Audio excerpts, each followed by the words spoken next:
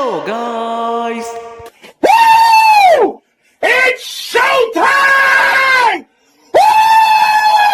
तो भाई मैंने अपनी क्लैश इन पेरिस वाली वीडियो में ये बात सही बोली थी कि भाई ये इवेंट जो क्लैश इन पेरिस था वो इतना बड़ा इसलिए नहीं था क्योंकि the first ESPN pay per view Wrestlepalooza needs to be special. और यही हुआ। AJ Lee returns, Brock Lesnar versus John Cena, the mixed tag team match of CM Punk and AJ Lee versus The Vision, Seth Rollins and Becky Lynch। I think Becky Lynch भी Vision का हिस्सा है। लेकिन देखो ये match card कितना बड़ा है, कितना बड़ा मैच कार्ड है। लेकिन यार इस नाम में मुझे अभी भी थोड़ा सा वो ना WWE PLE वाली फील नहीं आती, रेसलपलूजा। लेकिन छोड़ो, हमें क्या है, हमें तो प्रेडिक्शन बनाने से मतलब है ना। तो शुरू करते हैं।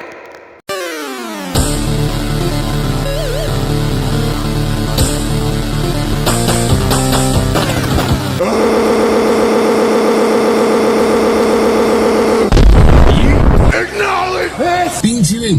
I'm the smartest wrestler. Look at you now, boy! Yeah!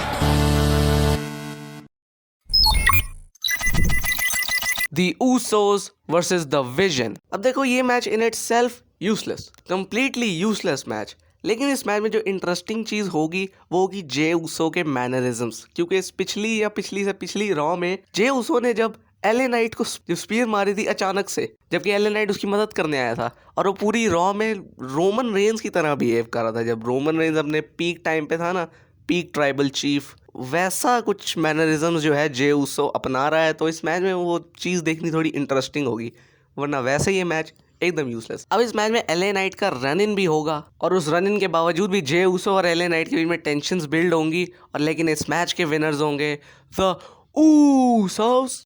The women's world championship match, Iyo Sky versus Stephanie Vaquer. अब भाई इस पूरे साल सब लोग Iyo Sky versus Rhea Ripley के एवोल्यूशन वाले मैच को प्रेज करते रहेंगे, बट आई थिंक उसको टक्कर देने लायक एक मैच आ गया है, because Stephanie Vaquer versus Iyo Sky, this is going to be a banger. अब ये मैच ओरिजिनली जो है वो क्लैश इन पेरिस में होने वाला था between Naomi and Stephanie Vaquer, but Naomi का बिग जिम के साथ नेटफ्लिक्स एंड चिल के बाद जो है, जब नेओमी ने रिलिंक्विश कर दिया टाइटल, तो वो मैच भी कैंसिल हो गया। तो उसके बाद ये मैच जो है रेसलपलूजा पे शिफ्ट कर दिया गया, और इसमें जो रिप्लेसमेंट थी नेओमी की, दैट वाज इयो स्काई। अब इयो स्काई और स्टेफनी वकेर के जो पिछले प्रीवियस मैचेस थे, आई थिंक एक रॉ पे था और दूसरा मुझे याद नहीं आ रहा कि कब था, लेकिन हुआ था। लेकिन उन दोनों मैचेस के फिनिशेस जो थे वो कोई सही फिनिशेस नहीं था, दोनों में DQ फिनिशेस थे। तो इसलिए ये मैच जो है थोड़े और एंटिसिपेशन बिल्ड करता है कि जब कुछ भी नहीं होगा इस मैच में, कोई फॉल्स फिनिश नहीं होगी, कोई शेनानिगन्स नहीं होंगे, तो कौन जीतेगा। लेकिन फिर भी थोड़े बहुत शेनानिगन्स इस मैच में होंगे, और वो शेनानिगन्स मेनली आएंगे फ्रॉम आस्का, फिर उसके बाद रिया रिप्ली का भी रन इन होगा, फिर कायरी सेन का, फिर निकी बेला का। फिर ये सब जब निकल जाएंगे तो I think Stephanie Vaquer will win the Women's World Championship. The undisputed WWE Championship match, Cody Rhodes versus Drew McIntyre।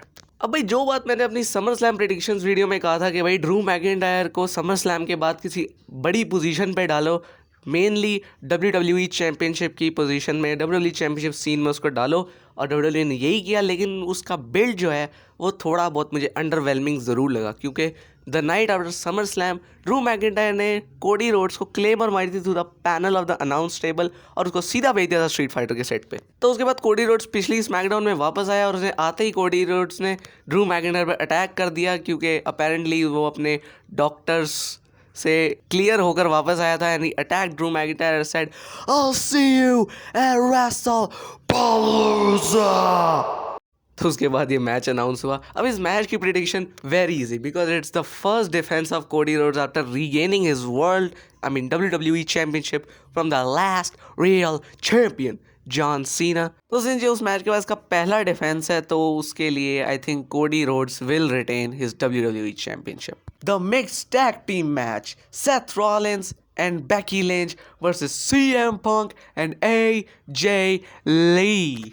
इस मैच के लिए सिर्फ मैं एक ही चीज़ कहना चाहता हूँ, light it up baby, because after 10 years AJ Lee came back to the WWE, वो भी बेस्ट पॉसिबल टाइम पर।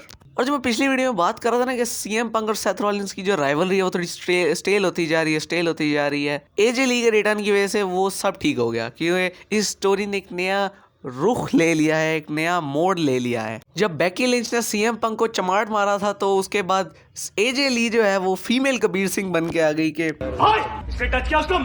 अब इस मैच में देखो कुछ क्रेजी मोमेंट्स तो होंगे, जिसमें से एक मेरा ख्याल है होगा कि Seth Rollins for the sake of winning the match किसी भी हद तक जा सकता है और वो एजे ली को कर्ब स्टॉम्प इस मैच में मार सकता है, जो एक बहुत बड़ा शॉक मोमेंट होगा इस मैच के लिए। लेकिन मेरी प्रेडिक्शन इस मैच के लिए है CM Punk and AJ Lee, Brock Lesnar versus John Cena. अब देखो वही मैं इस बारे में ज़्यादा ब्रैग तो नहीं करना चाहता, लेकिन मैं पिछले 2 वीडियो से ब्रैग कर रहा हूँ और ब्रैग करना भी चाहिए, because I was the only one who called Brock Lesnar का रिटर्न।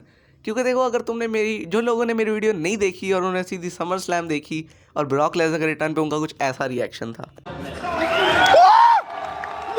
और जिन्होंने मेरी वीडियो देखकर समर स्लैम देखी उनका तो ऑब्वियसली ये रिएक्शन था, तो साला होना ही था। लेकिन उसके बाद लेसनर गायब हो गया और उसके बाद लोगन पॉल और जॉन सीना को हमें झेलना पड़ गया। नहीं, जॉन सीना को नहीं, मतलब जॉन सीना के साथ लोगन पॉल को झेलना पड़ गया।